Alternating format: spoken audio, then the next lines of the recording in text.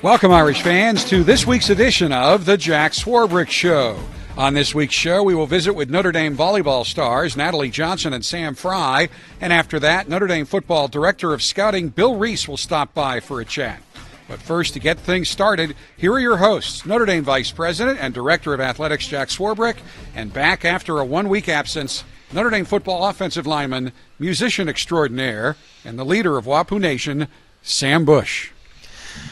No music this show. This is, we had Chicago. We just, it's like we set this standard, and are we not going back, or are you going to play again in the future? I was going to bring my guitar, but got left at my house today without a car and had to walk to class. It was a little cold, and it just didn't work out today. We'll be back, though. No worries. Don't worry. Is this a roommate problem that you got left without a car? Oh, no, it's not a room. It's a me problem in that my car died. Oh. So sorry to hear that, man. It's all right. I need the exercise. You get plenty of exercise. I'm in practice most days. Coming off a big win against North Carolina State. A lot of anticipation going into that game because NC State had been so successful defensively generally, but especially against the run, and their front seven were viewed by most to be among the best in the country. Your brethren on the offensive line had a heck of a game. They did. And, I couldn't be more proud of those guys as a whole and individually, each and every one of them. But Coach Heastan all last week preached about we're just going to go out there and we're going to do what we do. And Coach Kelly had been saying it all week. It was time for us to introduce them to our preparation. And we knew exactly what they were going to do defensively. We know the kind of defense they are. They're not a glamour, blitz a lot. They do what they do well. We do what we do well. So this was going to be a game that was going to be won or lost in the trenches. And at the end, it was just the person who had the greater will came out on top. Among the things I admire most about this year's team is when I'm at practice during the week, I can't tell if it's Miami of Ohio week or USC week. It is everything's the same. Sort of there's no greater or less enthusiasm. There's no greater or less attention to detail. That's really sort of a defining element of this team, isn't it? Yeah, and I've definitely mentioned this on the show before, but Coach Kelly preaches every week going out and playing a faceless opponent. And it doesn't matter if we're playing Miami of Ohio, if we're playing St. Joe's High School, if we're playing the Pittsburgh Steelers. We're going to go out and go about our preparation the same way each week because unlike most teams, we don't get to play for a conference championship. So every week is a playoff game for us, and we're treating each week as such. One of the byproducts of the success of your brethren on the offensive line and the offense at large is a stepped up interest in and campaign for Josh Adams for the Heisman. I see you're sporting you're sporting a little of the headwear here for Josh. Yeah, it's the 33 Trucking Co. And as proud as I am for Josh and the unbelievable achievements that he's been able to accomplish this year, this hat is more than just about Josh. And while it does say number 33, which is his number, this is about the 11 guys on offense, the 11 guys on defense, and the 11 guys on special teams. And obviously this is an incredible campaign that we're doing to try and get Josh the national recognition that he deserves, but it's more than just that. And if you ask Josh, he'll tell you the same exact thing, and that we're all in this together. So while I love wearing this hat and I love trying to get exposure for my man Josh Adams, it's about us, and this symbolizes that it takes a team to win a national championship. Absolutely. And it's not the only award that for which Notre Dame is likely to garner a lot of attention as the year goes on. We've got two candidates for the Outland Trophy, the best lineman in football, right? Yeah, we do. And there's something called the Joe Moore Award, dear to the hearts of people around here, but that's the award that goes to the best overall offensive line in the country each year. And I'm campaigning as hard for both the Outland and the Joe Moore as I am for the Heisman. Well, what's really special about the Joe Moore Award is Joe Moore was the offensive line coach here through some great runs on some incredible Irish football teams. And what's really special is it's the only national award that's given out to a unit as opposed to an individual. And so we as an offensive line have really taken that to heart, and we consider ourselves such a special group of individuals combined, not so much individuals collectively, that it's something we're trying to take a lot of pride in. Whether it comes or not at the end of the season is okay with us, but we're going to do everything we can to try and bring that thing back to South Bend. Let's stay on the offensive line for a minute, because Mike and Q deservedly get a ton of attention. Absolutely. They're both amazing players. But let's talk about some of the other guys on that line for a minute. I think Sam has had an unbelievably good year. So Sam's been my roommate for the last 2 years, and I've seen the kind of work he puts in, not only on but also off the field, going to football but also going towards his education. And the type of year that he's having, I would consider him, one of the top 5 most important components on our team right now, if not top 3. But he's really the glue that's kind of holding our offense together right now. And to see him go out there and play the way that he's been playing is really special for me as a roommate, because he and I have become more or less best friends in these last 2 years. So I couldn't be more proud of him. But it all, like I was saying earlier, Sam's doing that because he wants the offensive line to be the best offensive line in the country, not because he wants to be the best center. Sure. Then on his right, Alex Bars. Yeah. We talk a lot about Q's size and Mike's size. Alex is not a small guy.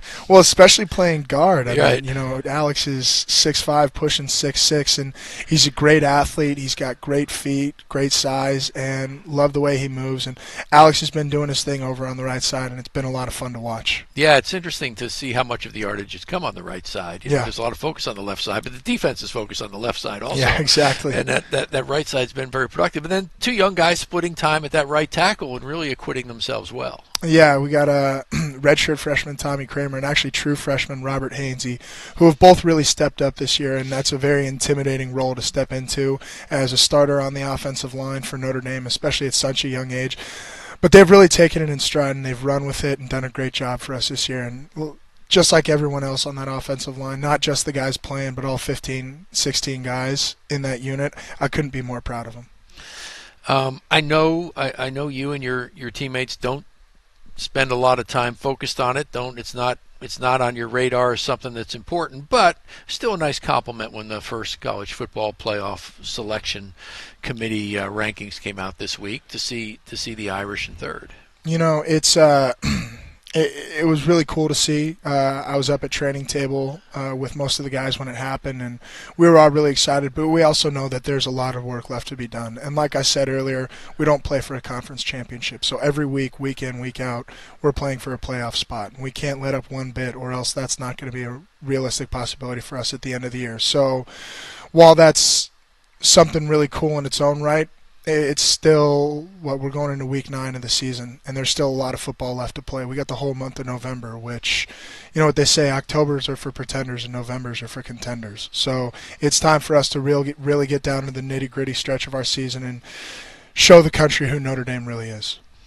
We got Bill Rees on later in the show, and we'll ask him a little bit about this week's opponent. But give us your take on Wake. Wake's a good team. A lot of people haven't been giving them the credit they deserve, but they are an up-tempo offense, which always causes a lot of problems. Our defensive staff has been comparing them to the Syracuse game last year, in which they're trying to run a play every 25, 30 seconds, which is just blazing for an offense. But also they have a really good defense, which I think is leading the country in tackles for losses. And so obviously they're a good opponent, and they're coming into our house, which when people come here, they like to play above their expected level. So we know what we're getting ourselves into, but I'm not sure that they do. I watched most of the Wake Louisville game, and that probably wasn't good for my nervous system because they looked all world in that game. The first half Louisville didn't come close to stopping them except for the one goal line fumble that Mr. Dortch had, a freshman who had 4 touchdowns and should have had 5. They look great on offense. Yeah, and while that's great for them and everything, that was against Louisville, and no disrespect to Louisville, they're a great football team in their own right, but we're worried about Notre Dame and the Notre Dame Wake Forest game, not necessarily the Louisville Wake Forest game. Yeah, absolutely. Well, another great week ahead of us. Yeah. A lot of great football behind us. We'll We'll just keep to the process, right? Keep on trucking, baby. Keep on trucking. Keep on trucking. I was actually trying to tell some people about keep on trucking as a sort of a 70s iconic phrase with a graphic character that went to it, and no one knew what that guy was talking about. It made me feel so old. All right, we're going to take a break, and we'll be back shortly.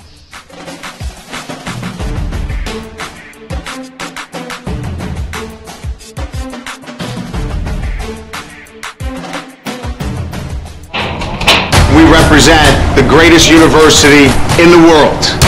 Let's carry that pride tonight onto this field, and let's play for Notre Dame, and let's play for Our Lady. That's how we're playing today. I don't know what next week holds, or the week after, or 3 weeks down the road, but tonight, that's how we're playing this football game. On, beautifully. What a play! Touchdown! Notre Dame! The Irish find a way! Welcome back to the Jack Swarbrick Show. The Notre Dame volleyball team is 6-6 in the tough ACC, heading into this weekend's road games at Duke and Wake Forest. The Irish have fared well against ranked opponents this season, recording a 3-1 record with wins over number 24 Ohio State, number 23 Michigan State, and number 21 Florida State. Joining us tonight are two of the leaders of this year's team, Natalie Johnson, a 3-time captain and defensive specialist from Pasadena, California, and Sam Fry, a 4-year starter from Cincinnati. Johnson leads the ACC in aces per set this season, while Fry owns the Notre Dame team record for blocks with 451. We are pleased to welcome them to the Jack Swarbrick Show this week. Ladies, welcome. Thanks so much for joining us. Yeah, thank you so much for having us. Thank you. In the middle of what may be our longest season as a sport, you guys start early and go for a long time. Is it as much of a grind as it seems like that it continues over such a long period of time? Mm-hmm. It definitely is a grind, but honestly, like Natalie would agree with me, it's gone by so fast. So, like, I can't believe we're already in the last, like, third of our season. So, and it's been fun. Yeah, of course. I mean, I think it's a long season, but we use that to prepare and improve all along the way, and I think the long season shows what we can do over time and how we progress as a team, and I think it's a huge opportunity to keep improving and keep getting better and see who ends up on top at the end. The last third of the season, and I guess that would make it the last 12th of your seasons here. How has the program changed during your time here? Oh, I mean, tremendously. I think we came into a program that wasn't really established, and having Jim came in brought a huge opportunity for the program and the school, and we were the first people that Jim had, and being here to be part of that culture change has been a huge honor, and I think that's something we work towards every day, and I think we recognize that in everything we do in practice and in the games. We're part of the big movement, the new era of Notre Dame volleyball, and to work with a team and to be on a team that's living through that moment is an unbelievable experience. Mm-hmm. Yeah, just to touch on what Natalie said, the culture change, that's probably like the most noticeable change that we've seen over the course of our 4 years here. And it's just, I mean, you see more girls buying in, practices are a lot tougher, a lot more competition. We want that success. There's a huge drive. So just overall culture and attitude shift. Obviously, we've seen more success since we've been here, and that's just a lot in part due to just like that culture shift and people buying in more. You two have obviously set yourself apart as some awesome leaders on this team. And just going off of that, speak to a little bit, what was it like getting the players to buy in from a player perspective? What did you guys see from your teammates and really embracing the culture, and where it kind of began with that culture shift? Jim came in with high standards for us because we're Notre Dame. We should be the best at everything we do. And I think that's something he helped us recognize early on. And so the backbone of our program is hard work and meeting standards and representing Notre Dame. And I think as leaders and as a team, we work hard in everything we do, and that work ethic and that drive is something that we've got better at over the years, and learning how to buy in and commit, like Sam said. You just need one person to start doing that, and that inspires the whole team to work harder collectively. So I think it's just one or two people stepping up and putting that effort in everything they do, and everyone buys in and they say, all right, let's do it. Let's turn Notre Dame volleyball around. It takes all of us, and I I think that team first mentality is what kind of put us over the edge. Mm-hmm. Yeah, as leaders, one thing Jim always talks about is setting the example. And so that's just in everything you do, school, practice. You're always doing your job on the court, always giving 100%, and then the other girls can follow suit. So that's probably the biggest thing as leaders on the team is setting that example for the other girls to follow. And we do talk a lot about the Notre Dame standard, and by setting these examples, we create that standard for our team. I don't think we have any team that measures what it does more than you guys do. Coach McLaughlin seems to measure everything at practice and in games. How's that data used? How does it help you? That's something we've learned to love as players because we have standards, and I think that helps us measure ourselves and it helps us measure our improvement every day in practice and in the games. So I think that it not only helps us see our improvement as we work on our technique and change things, how we can get better individually, but it also helps us with competition. So you're battling against your teammate next to you and you're trying to get better and you're looking at the numbers and you want to outcompete her so you can be the one starting on the court on Friday night. And I think having the numbers to fall back to is a really good way to see how you're improving and why you're playing and where your success comes from. Mm-hmm. Yeah, I agree with Natalie. And just like the two biggest points, you have those standards for yourself that you want to meet every day at practice and in the games. And then also Natalie said improving. So the numbers are just a way for us to show or to see how we're improving each day, because Jim does count the numbers every single practice, every single match, literally every play. So yeah, and now girls are going in and we're like, Jim, what are my numbers from this practice? What did I just pass? What was my hitting percentage? So we've kind of bought into the whole process of these numbers and these measurements, and I think that's going to help our program excel even further because we're buying in and we're the ones that are asking Jim to see how we're doing and what we can do better and what will help me improve more. So I can't think of any sport that I watch here in my job that I get the privilege of watching across all our sports that has momentum swings during a match as much as volleyball does. I mean, I'll watch a match and one team seems superior and then all of a sudden it flips. What's going on at those times? Why does that momentum seem to swing so much in regularly in volleyball matches? Volleyball is a very mental game. So I think you need to have the right mindset, and that can flip your playing. And if you have the right energy and the right mindset, it can help you outbeat an opponent. And if you don't have that, you don't win. So I think that's one thing we're learning to do better is training and practice to develop that mindset that you need when things get tough during a match. So we have to work to prepare and practice every day to have that mindset of like, I'm under the lights, it's all on the line. So if you train like that better, it helps you during the big moments. But that's something that we're getting better as a team. We're learning how to train a little more effectively so we can perform in those big moments. But I think a lot of that momentum swings comes from your mindset and your mentality. Mm-hmm. Yeah, it's definitely a very emotional game, and honestly, it's exciting too.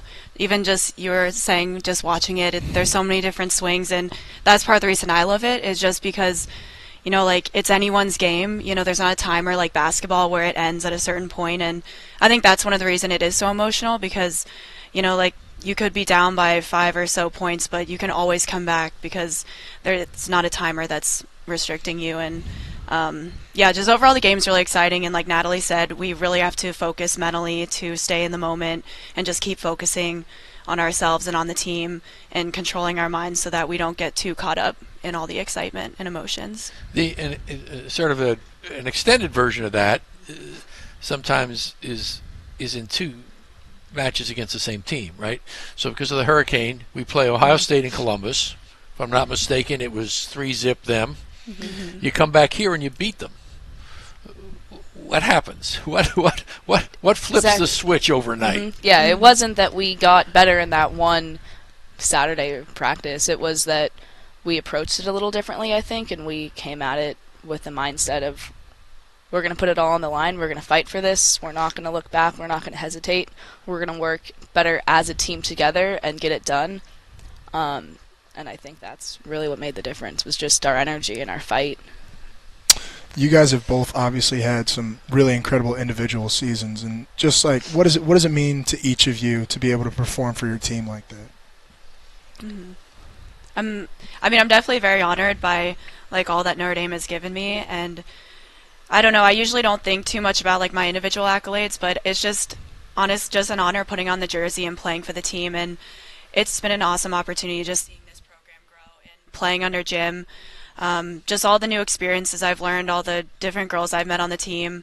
So, honestly, like I just put it all out there on the floor for my team and just for this program because Notre Dame deserves to have a good volleyball program here. So, yeah, I agree.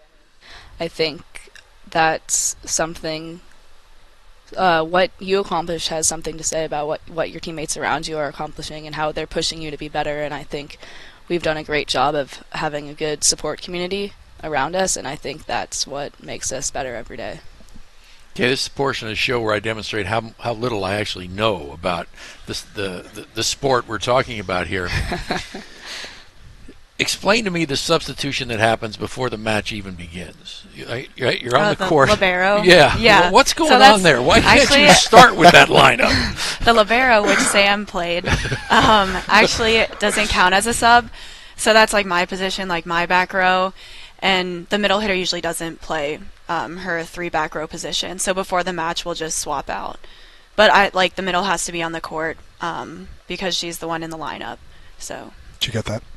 Yeah. I don't even know if I explained it that well. I got it. It still doesn't make any sense Sam to me, but I understand. better. I understand it. I mean, Yeah. it's just like, okay, change the rules so Yeah. you can start on the floor. Mm-hmm. But okay, now I do understand it. So that's good. You're sort of going into the home stretch here with a lot of your goals in front of you on the season. What's ahead for the team? Mm-hmm. I think at the beginning of the season, one of our goals was work hard to improve every single day, and ultimately our final goal was to make the tournament, and that's something that's still in front of us. We know what we have to do to get there, and it's all about performing and improving every day. And I think if we work as a team to do what it takes, that goal is ahead of us, so we can take it. It would be a tremendous opportunity for this program and for Notre Dame, and I think we know what we have to do to work to get there, and I think we're willing to do it. Mm-hmm. Yeah, that would be a great legacy for the change in the program and where you guys have helped bring it with Coach McLaughlin at the helm. And I have every confidence you'll get there. I know it's a lot to be done down the home stretch here, but you've positioned yourself well for it, right? Especially with those victories against top 25 ranked teams on the season. You're both seniors. What's next? What happens after this? We were just having this conversation earlier. Right now I'm focused on volleyball and this first semester of school. Ultimately, I think I'd love to go back to California and pick up an opportunity out there. But currently it's all about the team and volleyball, and I think that's my priority now, and life after college will become a priority. What's your major? IT management. Okay.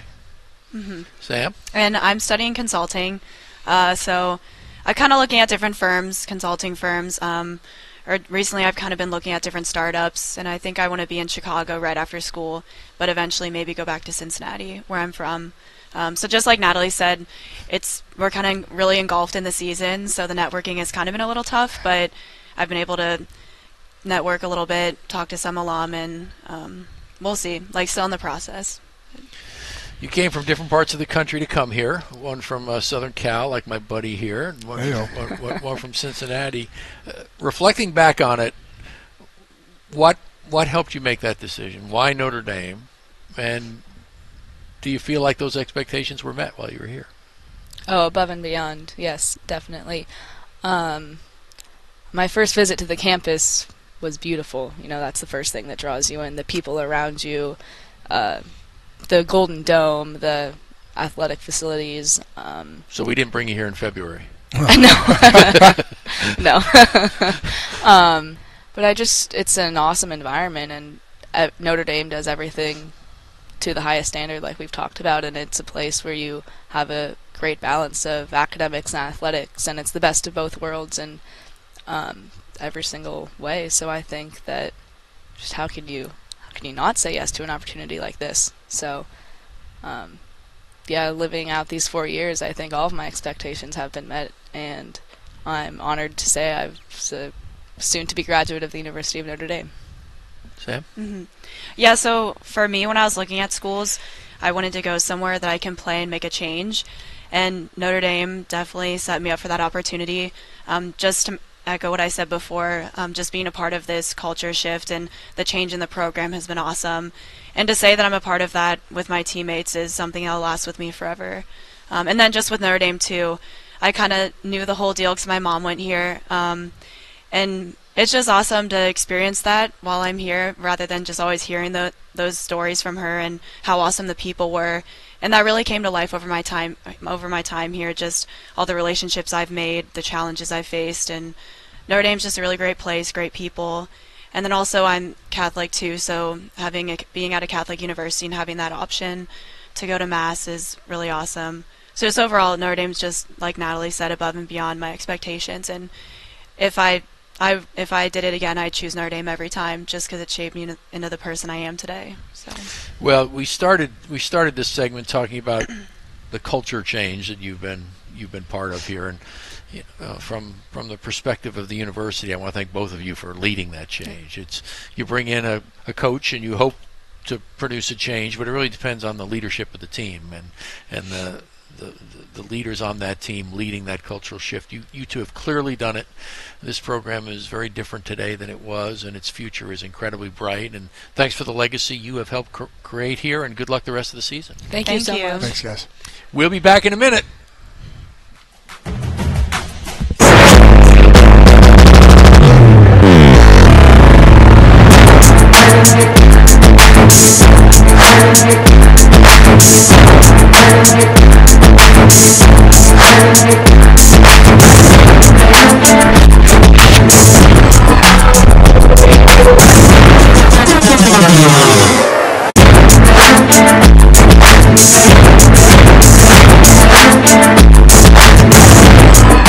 Welcome back to the Jack Swarbrick Show. Our next guest is a veteran of 37 years of college and pro coaching, scouting, and player personnel evaluation. His college coaching career includes a 15-year stint as an assistant coach and recruiting coordinator at UCLA under Terry Donahue, and he also served as the director of college scouting for the Bears from 1997 through 2001. Bill also happens to be the father of former Notre Dame quarterback and current Notre Dame quarterbacks coach Tom Rees. Bill plays a key role scouting each Notre Dame opponent, and Coach Kelly says his straightforward scouting report on Wake Forest this week's was an interesting complement to the scouting information of Mike Elko, which tended to be a bit more emotional since Elko was the Demons' defensive coordinator last season. We are pleased Coach Rees could take some time out of his busy game week schedule to visit with us today. Bill, thanks for joining us. Really appreciate it. Glad to be here. You and I graduated the same year, so we are contemporaries. You've been in the game throughout that period. How's it changed? How is college football different over the years? Well, the thing that I think really has changed the game significantly is the mobility of the quarterback. There were times in over the years where there have been running quarterbacks, but now the mobility, the dual threat, if you will, has really changed how offenses play, how defenses are structured. You have to account for the quarterback. In pro football, you don't. They're starting to get to that, right. But I would say that the mobility of the quarterback is significantly changed the way offense and defense plays. One of the things I most enjoy on a weekly basis now, since you've arrived, is I smuggle out a copy of the scouting report for the opponent, and I love going through it and reading it. Tell me how that process works. How do you go about producing that report? What sorts of things are you evaluating? How do you put it together? Well, I'm usually a week and a half ahead of where we are in the season. So this week I just finished up working on Miami. Even though we're getting ready to play Wake Forest, I'm further ahead in terms of just beginning to get an idea of the Miami personnel. And, I try to break it down. Obviously, I go through the offense and the defense and watch how players impact special teams. But what I'm looking for is how they play. I don't grade them in terms of assignments or those types of things. What I'm looking for is speed, is ability to key and diagnose, guys that can get off blocks, how they play, so that I can communicate that with the coaches, and then as they implement their game plan, they will have that in the back of their head. And I learned something years ago where when you would chart a player from the first quarter through the fourth quarter, where did their production show up? And I remember Dick Vermeil talking about that he'd say, Too Tall Jones, when we played the Cowboys, he wouldn't make any tackles from the third quarter on. So I knew I could run at him because he would either be rushing the passer or would be getting tired. So it's those kinds of tendencies that I try to look at. Who's in good shape, who has stamina, who has concentration lapses, those types of things. So that must take a lot of time. I mean, you're watching each play 11 times to evaluate every player on each play? It will take a significant amount of time, but what I do is I start back. I will look at the last 3 or 4 games that they have played, and then ironically, there are some teams or opponents that you would learn a lot about a player that you wouldn't necessarily think you could pick something up from. As an example, Miami played Georgia Tech, which is a wishbone team or an option team. We don't run that offense at all, but you can see how players compete when people are down, cutting them and taking radical angles to try to block them, and how they compete, because that offense can wear on you, but you find out the character of that defensive football team when you watch them play against an option offense. We heard coming into this segment about your awesome career in both the NFL and at the college level, and I was just wondering, what is your tenure in the NFL? What experience has that given you to bring into the college game, and maybe vice versa? Well, college football, it's all about winning. It's all about the production. But at the same time, the best teams that I was a part of, there was balance within that organization with taking players, believe it or not, that had graduated from college, that had their degrees.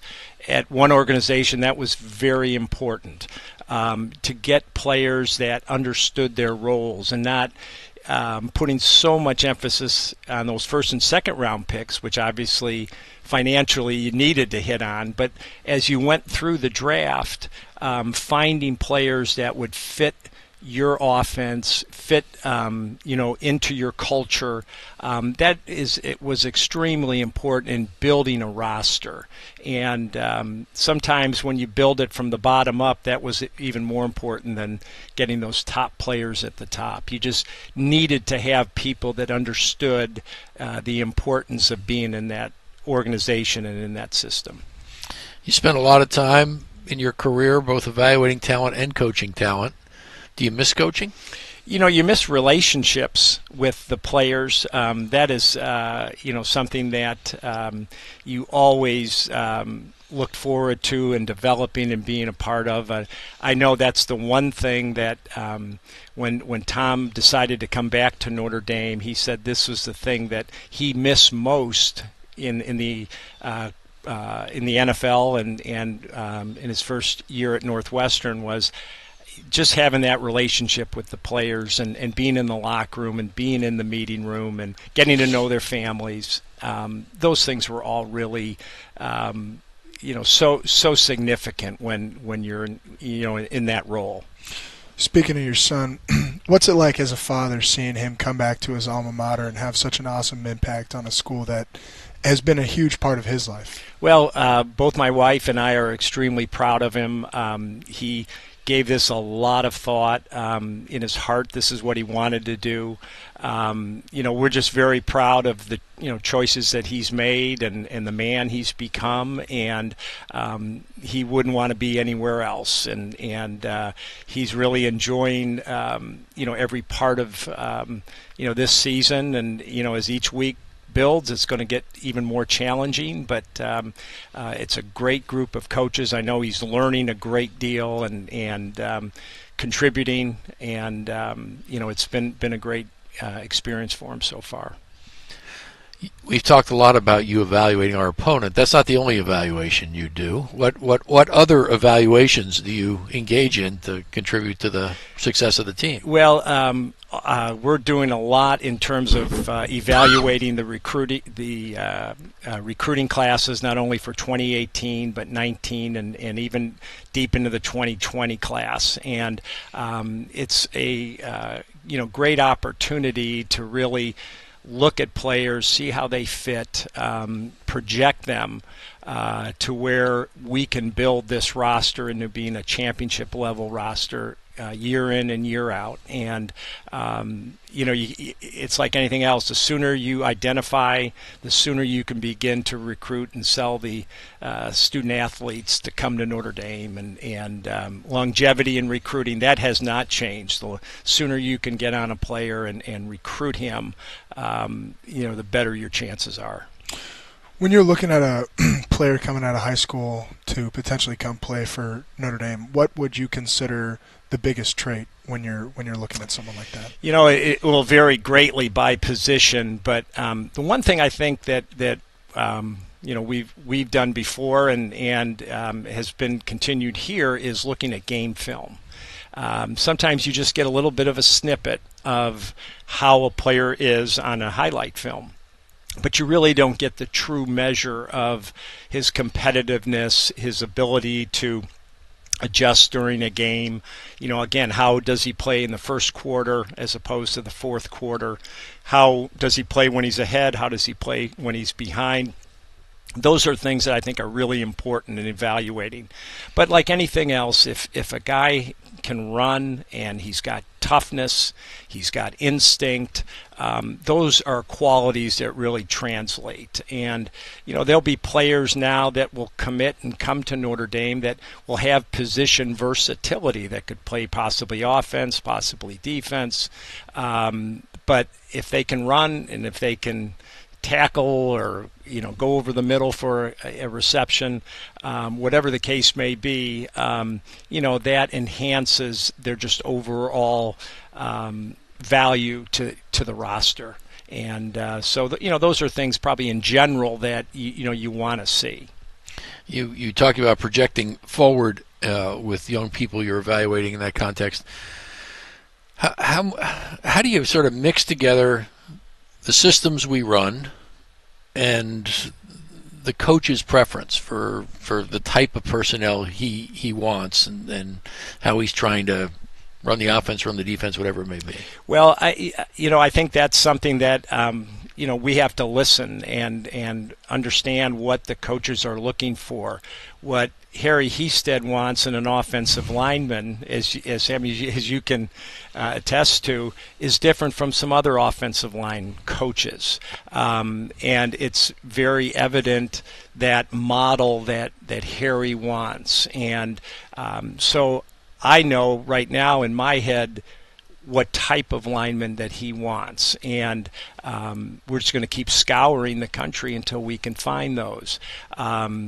It's important, as an example, having worked with Mike Elko, I understand the defensive line qualities that he wants in linemen, and he has done a great job of relaying that to the personnel staff, to the other coaches, so that they keep hearing the same language. They keep seeing the same examples of, this is what I'm looking for in a nose tackle, or this is what our rover, these are the traits that he needs. Got an important game coming up this week against Wake Forest, and you're familiar with the Demon Deacons, having spent a couple of years there. I'm not asking for any inside information, but give us a scouting report on Wake. Well, they had a career performance last week offensively. They really were outstanding against a very athletic Louisville team.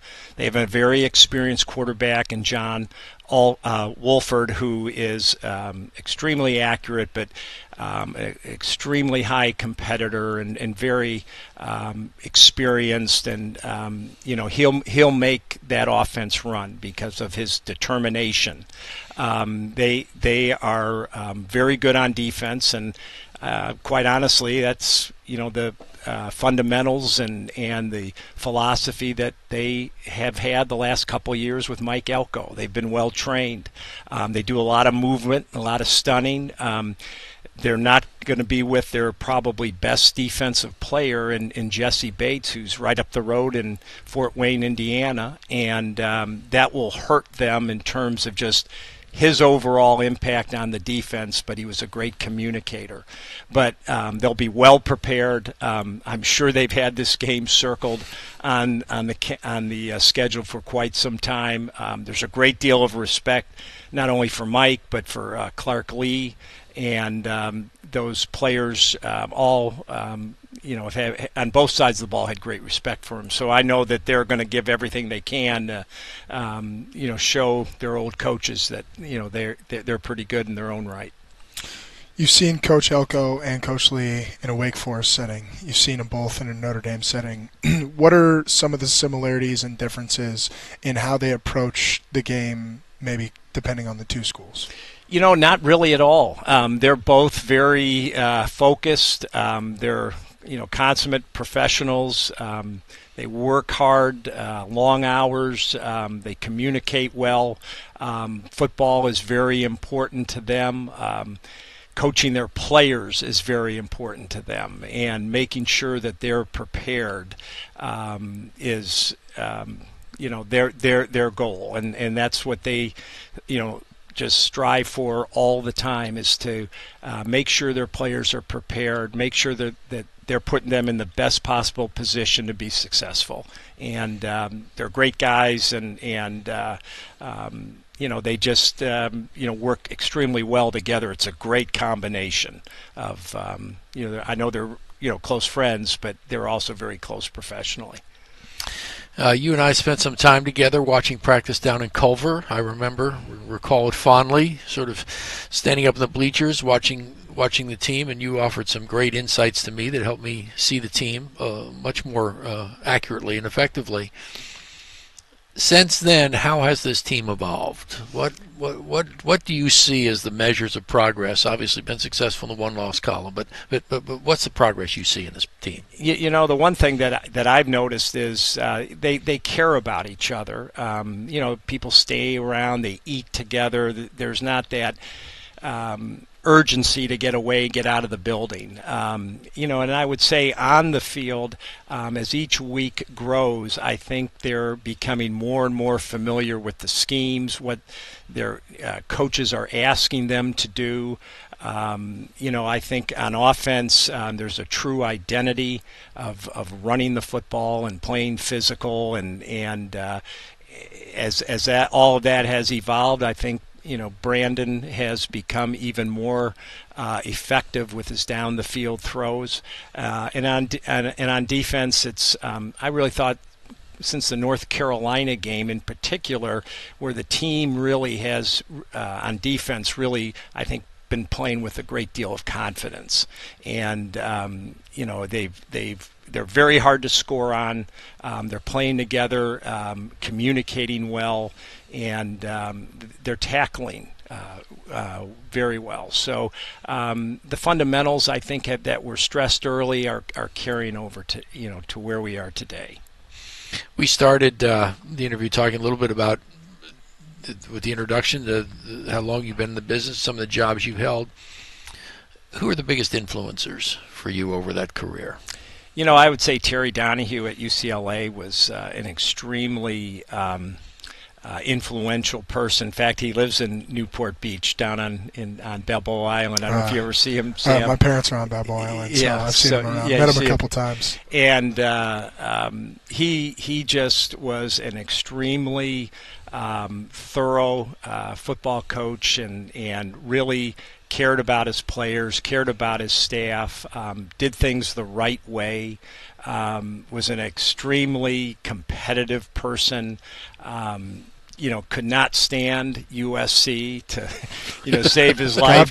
Yeah, I mean, that it goes back to when he was a player and was a walk-on, and he'd have to try to, get off blocks of those 290, 300-pound linemen at SC, but just a person that did things the right way. Build a program from basically scratch, and really made it to one of the most successful eras that they ever had at UCLA. So I'm guessing you enjoyed the USC outcome. I did very much, very much. And as Tom walked down after the game, so now I'm 3-1 now against 4-1 against the Trojans, and we keep track of that at our house. That's great. Well, thank you so much for being with us this evening, but even more, thanks for the very significant contributions you're making to help this program and make it better. We really appreciate it. Well, thanks for being with us. I love being here. Thanks very much. Thank you. Thank you. We'll be back in a minute.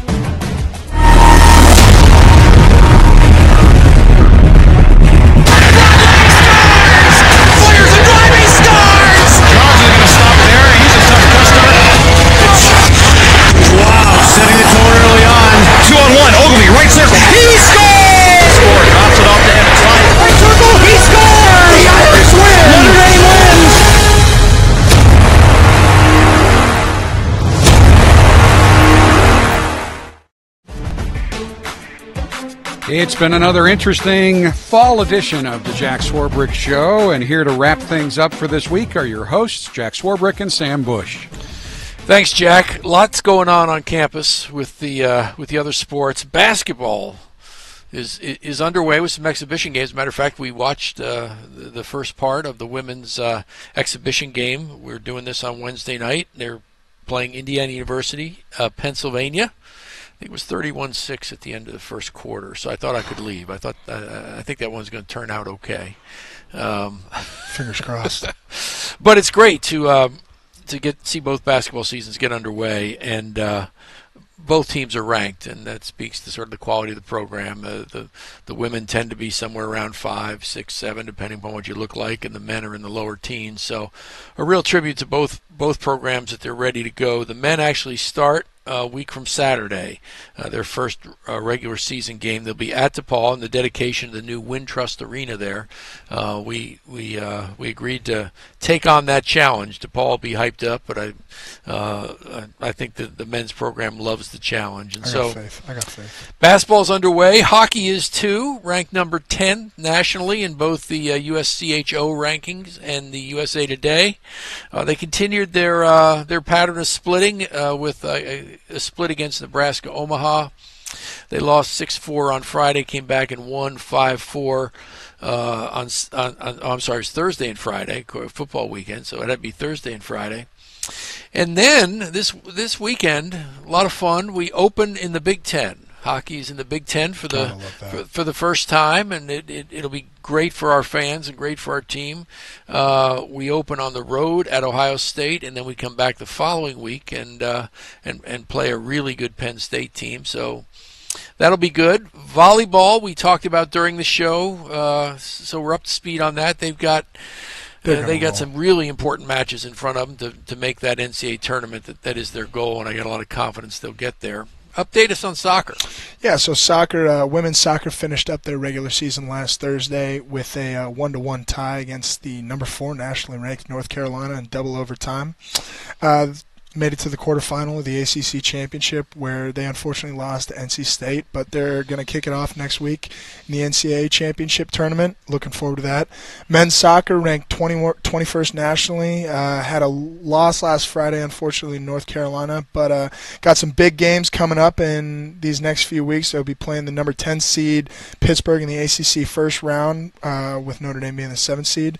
And going on to that, going into the quarterfinal, which hopefully, if they win they'll have North Carolina facing them. So some big action coming on for the soccer teams. Yeah, the ACC tournament in soccer is like the NCAA tournament. I mean, the best teams in the country all tend to be in the conference. Yeah. It's brutal, but it gets you ready for the NCAA tournament. Oh, absolutely. I'm confident that both will be. Cross country, last Friday, the women finished 6th and the men 10th or 7th at the ACC championships, and then this week are the NCAA Great Lake Regionals at Terre Haute, Indiana, the specially made cross country course there that has hosted the NCAA championships in so many years. Especially notable news on the swimming front, where the men are ranked 10th and the women 14th. That's the highest rankings for this program, especially on a combined basis in its history. That's incredible. Coach Litzinger really has them performing at a very high level. Last Friday at Purdue, the men defeated number 23 Purdue 169 to 131, and the women defeated number 16 Purdue 163 to 137. Next Thursday at Indiana, facing Indiana in Cincinnati and Bloomington. Now, Indiana is one of the best programs in the country. Yep. So it'll be a great test as swimming continues to progress through the season. Golf wrapped it up last weekend with their fall season. They're all done now, and they get to focus on the end of the school year before they tee it up again in the spring. There you go.